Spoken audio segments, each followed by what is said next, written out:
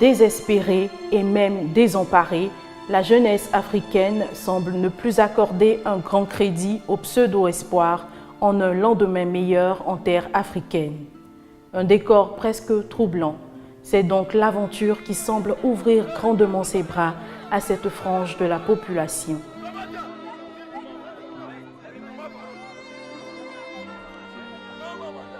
Jeunes, femmes et enfants prennent le risque de ce voyage périlleux dont le circuit coûte très souvent la vie.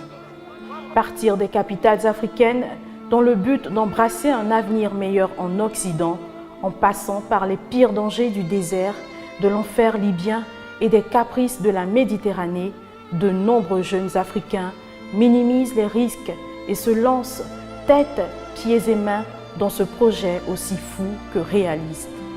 Qu'est-ce qui pourrait expliquer une telle ambition qui, depuis des années, endeuille de nombreuses familles? Ça ne va pas actuellement, il n'y a pas de travail. Tout le monde fait grain au quartier. On est assis, on sort le matin, on cherche une kiosque, on s'assoit là-bas, on gagne 1000 francs, 2000, on prend nos poids et ça. Tu vois un peu. Donc mes frères, un jour on a fait rien, ils disent que ça ne va pas. Moi, il y a des frères qui ils ont pris les cas devant moi à partir de 5h, 4h. Ça fait pitié au fait quoi. Ça fait pitié même. Tous les frères ça me connaissent, j'étais un blackiste, j'étais au grand marché. On se défendait là-bas un peu. On a quitté là-bas, on allait au black. Un peu, on vendait nos deuxième main là-bas pour pouvoir gagner quoi à manger. Tout d'un coup, ils sont venus à casser ce coin. Ils ont cassé ce coin. Donc mes frères ils ont commencé à travailler un peu ici. Ils ont vendu les motos pour prendre route de Libye. Et les gars sont en Europe. Ils pas dit c'est chercher, tellement c'est mou. Chaque année, le nombre de candidats à cette aventure audacieuse se chiffre en milliers. Rien que pour 2016, plus de 5000 migrants ont péri dans la Méditerranée. Un chiffre qui ne décourage guère les volontaires, car pour eux, le paradis, c'est l'Occident.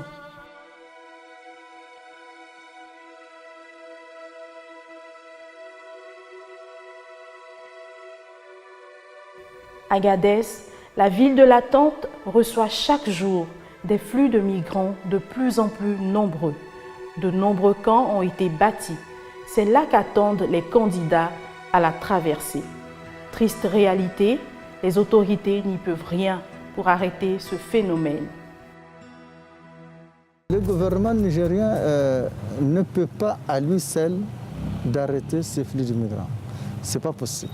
La portion de la population nigérienne qui est dans ce trafic d'immigration, la plupart c'est des jeunes. Et ces jeunes-là, on n'a pas de travail à leur donner. On est devant un dilemme. Nous disons que si cette jeunesse n'est pas occupée, elle va nous créer d'autres problèmes. Elle va aller dans la déstabilisation du pays. C'est pour ça que nous disons quelque part, l'immigration les occupe en attendant. Nous savons que ce n'est pas une solution pérenne. Logés et entretenus par des passeurs, les migrants vivent dans des conditions extrêmes. Nourriture, eau potable manquent énormément à ces voyageurs à la carapace dure. Entassés dans des centres de transit d'abord à Agadez, ensuite à Tripoli, la traversée coûte parfois énormément d'argent. Que dire de la Libye? Un pays dévasté par une crise qui a débuté en 2011 par une révolution populaire, des troubles qui se sont soldés par la mort du guide Muammar Kadhafi. Depuis 6 ans, le pays ne s'est toujours pas remis de ce cafouillage administratif. La Libye devient donc la grande brèche de la Méditerranée, mais aussi la plus dangereuse. Ce sont des milliers de migrants qui meurent là chaque année depuis le début de cette immigration clandestine.